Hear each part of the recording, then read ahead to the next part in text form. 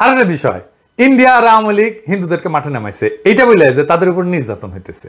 আপনি একজন হিন্দুর স্ট্যাটাস দেখেন, সে বলতেছে আওয়ামী লীগের নির্দেশে ফুরসাইল গ্রামের পোদ্দার বাড়ি এই মন্দিরে বোম ফুটাইছে। এডিটর সাহেব দেখান কারা এটা করছে এবং সে কি বলে, যাকে ধরছে সে কি বলতেছে।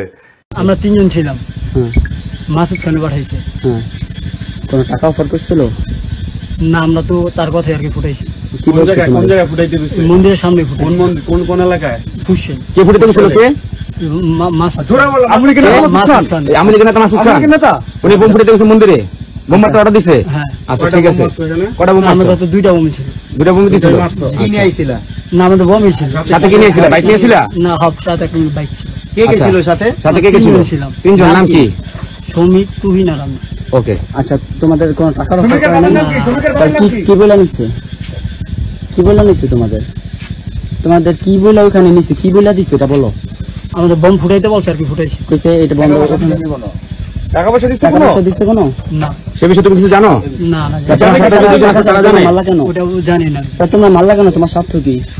এইগুলা ইন্ডিয়ান মিডিয়া ছড়াইতেছে। এই যে দেখেন 20টা গুজব তারা আইডেন্টিফাই করছে। দেখেন কিরকম গুজব, এই যে সাহেব একটা একটা কইরা দেখান। হ্যাঁ, দেখেন কিরকম ফলস গুজব এই সমস্ত গদি মিডিয়া ছড়াই দিছে টুইটারে। ইন্ডিয়ারে বলতেছি, নিজের দেশে সংখ্যালঘুর নিরাপত্তা নিয়ে বিচলিত হন, বাংলাদেশ নিয়ে বিচলিত হইয়ার না। এমনিতে তো আমসালা দুইটাই গেছে। বাংলাদেশের সাথে সম্পর্ক আরো নষ্ট করতে না চাইলে থামেন এইবার। বাংলাদেশের হিন্দুদের নিজের রাজনৈতিক কৌশল বাস্তবায়নে ঘুঁটি বানাইবেন না। পাসারসা আমরা কিন্তু তুলে দেবো একেবারে। আওয়ামী লীগ নেতারা 300 দুষ্কৃতিকারীদের ভাড়া করছে ডাকাতি করার জন্য, ঢাকা এসে ডাকাতি করতেছে, অবিশ্বাস্য।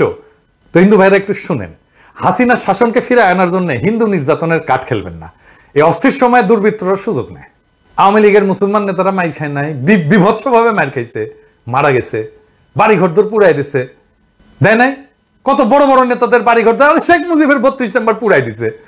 আমি বলছি কোথায় কোথায় যোগাযোগ করতে হবে নিরাপত্তার জন্য। আপনাদের বাসস্থান মন্দির পাহারা দেওয়া হয়েছে না? হয়েছে তো, আরো হবে।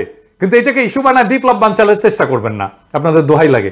এইটা আনম্যানেজেবল পর্যায়ে চলে যেতে পারে। কিন্তু আপনাদের সাবধান করে দিচ্ছি, সতর্ক করে দিচ্ছি। বাসায় ফিরে স্থানীয় দরকার হলে হেফাজত ইসলামের সাথে যোগাযোগ করেন, তারা আন্তরিকতার সাথে আপনাদের রক্ষা করছে। স্পেসিফিক কোথাও নিরাপত্তা প্রয়োজন হলে আমাকে জানান, আমি আমার সীমিত সামর্থ্য নিয়ে আপনাদের পাশে দাঁড়াবো। গোবিন্দ পরমাণু তো হিন্দুদেরই নেতা না, সে বলছে যে একটা ঘটনাও সাম্প্রদায়িক না। তারা আক্রান্ত হয়েছে কারণ তারা আওয়ামী লীগ করতো। এখন ধরেন পঙ্কজ দেবনাথ যদি ডলা খায়, তাই তো বলতে পারে না সে যে হিন্দু জন্য ডলা খাইছে। আওয়ামী লীগ যে নির্যাতন চালাইছে গত 15 বছর সারা বাংলাদেশের মানুষের উপরে, সেটার একটা প্রতিক্রিয়া হবে না? হবে তো। পঙ্কজ দেবনাথ ডলা খায় কারণ সে আওয়ামী লীগ, এইটার জন্য না যে সে হিন্দু। এটা হিন্দু মুসলমান উভয়ের ক্ষেত্রেই হবে। আপনি হিন্দু পরিচয় নিয়ে সুরক্ষা চান কেন? আপনি তো স্বার্থপর কেন? আওয়ামী লীগ করে যে মুসলমান, সে কি পরিচয়ে সুরক্ষা পাবে? তার বাড়ি ঘরদোর গেছে না? আওয়ামী লীগের কোন নেতার বাড়ি অক্ষত আছে আমাকে বলেন তো? জেলা পর্যায়ের নেতা বাড়ি পর্যন্ত অক্ষত নাই। আরে শেখ মুজিবের 32 নম্বর ধ্বংস হয়ে গেছে, হাসিনার গণভবন ধ্বংস হয়ে গেছে। তো হাসিনার পতন হয়েছে তো, তাই না? হাসিনা পতনের পরেও যে আপনারা বাংলাদেশের হিন্দুরা শান্তিপ্রিয়ভাবে বাধাহীনভাবে ব্যাপক জমায়েত এবং মিছিল করতে পারছেন বিভিন্ন জেলায় কোনো ধরনের বাধা ছাড়া, তাতে কি প্রমাণ হয় না যে আপনারা ভালো আছেন? আপনার নেত্রী হাসিনা আমাদের করতে দিছে? দেয় নাই তো।